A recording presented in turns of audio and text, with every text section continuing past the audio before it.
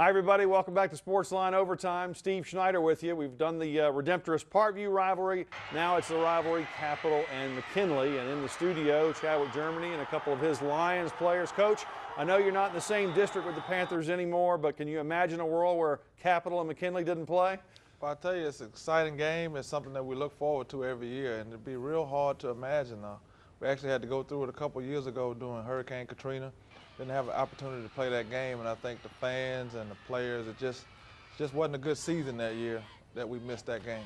How good of a memory do you have on the years you played in that rivalry? Well, I think in that rivalry until, about a year ago, I think we lost a game, and it was a real hard loss for us.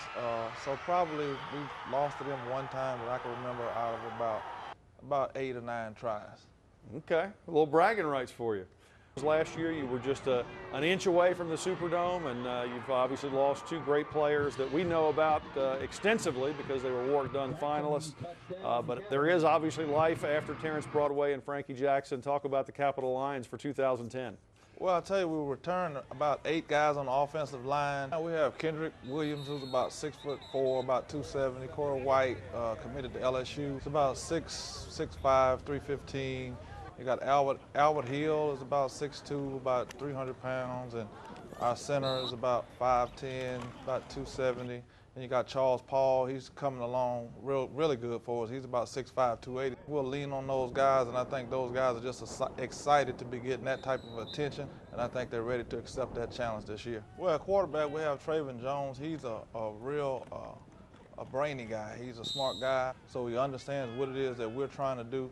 So he'll be more like a coach on the field. And the running back, Brenton Terrence, we call him Pit Bull. So anybody who's familiar with those type dogs, then you kind of get an understanding of the kind of guy that we're talking about. We've got Trayvon with Coach in the studio. And Trayvon, those are some nice words. Obviously, your coach thinks you're a student of the game and have been involved in the offense quite a bit. Talk about how getting on the field, having some experience, some game time under your belt, not only against St. John, but other experience you have so far in the Capital system.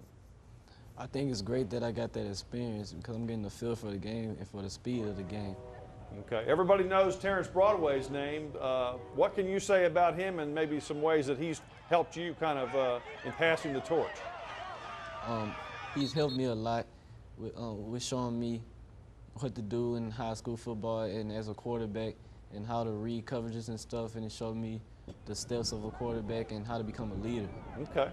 Fred, let's talk to you a minute. You occasionally get involved in the offense. You prefer the defense over the offense? What do you prefer? Yes, sir. I prefer defense over the offense. I like to hit, bring, come down, watch the receiver catch the ball, let him think he got it, and make him drop the ball. Or at least pay for catching it, huh? Yeah, at least pay for catching it. Coach, what would you say about some of your defensive linemen that seem to show up pretty well in the spring game? All of our guys play at least 2 positions, but Carl Carney has come along great for us. He's only going to be a junior, but he's a first-team all-district guy as a freshman and a sophomore. You have Dorsey Bynum does a great job maintaining the edge for us. In the middle, we have Kedrick Parker, call him Big Ubi, and I think those guys up front will really help to make a difference in our season. What is the thing that you're telling your team, preparing your team for this season? Obviously, you're going to have people gunning for you. Talk with Coach Gillum, he was my college coach, and he said, Chad, it's a reason why you didn't win it. He said, maybe it's some things that you needed to work on to get better. And had you won it this year, then maybe you would have forgot about those things that you needed to go back and do. All right, good luck to that, and appreciate you being here on Sportsline Overtime. When we come back, the McKinley Panthers, the Lions' big rival, will be here in the studio as Sportsline OT rolls on.